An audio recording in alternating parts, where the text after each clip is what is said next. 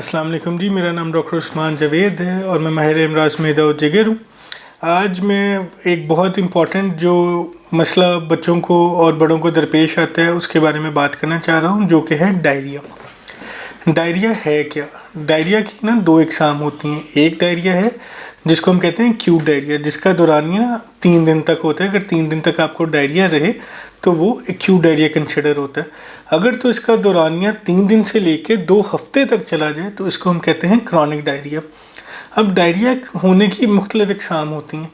बच्चों के अंदर डायरिया 3-4 वजूहात से हो सकता है, जिसमें जो कॉमन अगर वजूहात हैं उनको लेते चलें तो जो नामालूद बच्चे होते हैं उनके अंदर, चाहे वो बच्चे दांत रखने की कोशिश करते हैं तब उनके अंदर डायरिया होने का चांस होता है। उसके अलावा अगर उनके जो एज ग्रुप होता है जिसके अंदर बच्चे आमतौर पे मिट्टी वगैरह खा रहे होते हैं या जो हैं घर के अंदर गंद मालूद चीज़ों के अंदर घूम रहे होते हैं, वो एक डायरिया का सबब बनता है। कुछ एग्ज़ाम के अंदर ऐसा भी होता है कि अगर आप बच्चे का जो दूध है वो चेंज करते हैं, मसलन कि अगर एक बच्चा 6 महीने तक मदर फीड पे था और आपने एकदम से उसको फार्मूला मिल्क में चेंज किया तो वो एक सबब बनता है डायरिया का। उसके अलावा अगर एक बच्चा फार्मूला मिल्क पे था और आपने उसको घर भैंस वाले दूध या गाय वाले दूध पे कन्वर्जन किए तो उसकी वजह से भी उसको डायरिया हो सकता है। फिर चौथा सोर्स आता है आपका पानी, कि आप पानी कौन सा ले रहे हैं। आमतौर पे जो पाकिस्तान के अंदर फ़िल्टर वाले जो पानी हैं उनके अंदर अक्सर वो हार्ड वाटर होते हैं और घर के अंदर ट्रेंड ये बना हुआ है कि लोग उस फ़िल्टर से पानी ला के उसको उबाल के इस्तेमाल करते हैं। जब आप इस फ़िल्टर से लाए हुए पानी को, जो कि पहले ही एक अपनी प्योरेस्ट फॉर्म में होता है, उसको आप उबालते हैं तो वो हार्ड वाटर बन जाता है और ये बच्चों के स्टमक के लिए ठीक नहीं होता, जिसकी वजह से उनको डायरिया या फिर पेट में मरोड़, पेचिस और ये सारी मसाइल जो हैं वो दरपेश आ जाते हैं। कुछ बच्चों के अंदर तो इवन दो पेचिस की वजह से या डायरिया की वजह से बुखार की अलामात भी होने लग पड़ती हैं।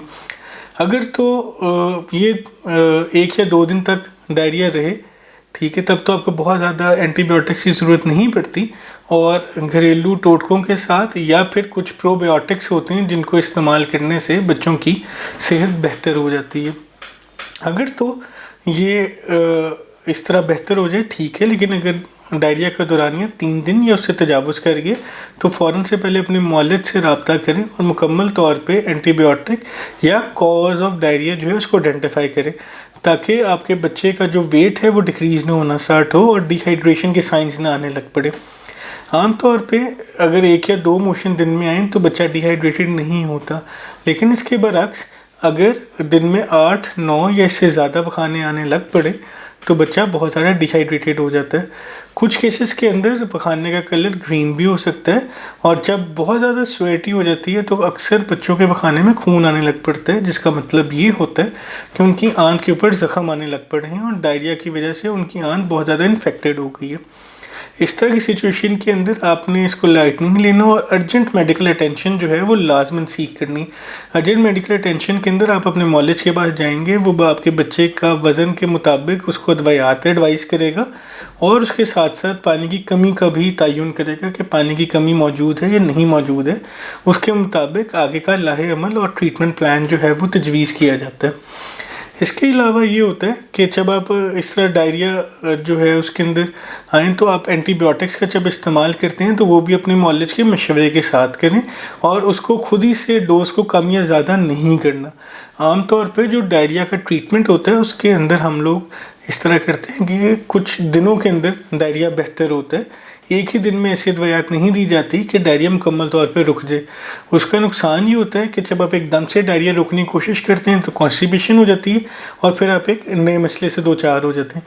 इसलिए हम आमतौर पर फ्रीक्वेंसी कम करते हैं। फ्रीक्वेंसी कम करने से मुराद ये है कि अगर एक दिन में बच्चा 8 मोशन कर रहा था तो दवाइयात ऐसी दी जाती हैं, प्रोबायोटिक से कॉम्बिनेशन दिया जाता है, एंटीबायोटिक दी जाती है कि वो डायरिया रिड्यूस होकर अगले 1 से 2 दिन में 6-5 और कम हो जाए, ताकि बच्चा भी एट कंफर्ट रहे और जो पेट है उसका वो भी स्लोली रिकवर कर ले और वो किसी और मसले से 2-4 ना हो, ना ही पेरेंट्स के लिए कोई मसला बने। फिर बात ये आती है जी, जब आप बच्चे को वीनिंग स्टार्ट करें तो उसको टेबल फूड दें, बजाय इसके कि जो कमर्शियल प्रोडक्ट्स मार्केट में अवेलेबल हैं उससे बेहतर ये है कि आप उसको टेबल वीनिंग की आदत डालें। मतलब जो आप खा रहे हैं वो आप उसको दें ताकि उसके अंदर डायरिया का और बाकी सारी चीज़ों का इंसिडेंस कम हो। इसके अलावा आपने इस बात का बहुत ख़ास ख्याल रखना है कि आप खुद से घर के अंदर जब बच्चे को डायरिया हुआ हो तो आपने उसको घर के टोटके नहीं आजमाने, डॉक्टर से लाजमन उसका मशवरा करना है ताकि वो आपको बेहतर तरीके से दवाइयाँ दे सके, ताकि बच्चे की सेहत जो है वो मुतासर ना हो। इसके बारे में अगर आप मज़ीद कुछ जानना चाहें तो आप हमसे रब्ता कर सकते हैं। बहुत शुक्रिया।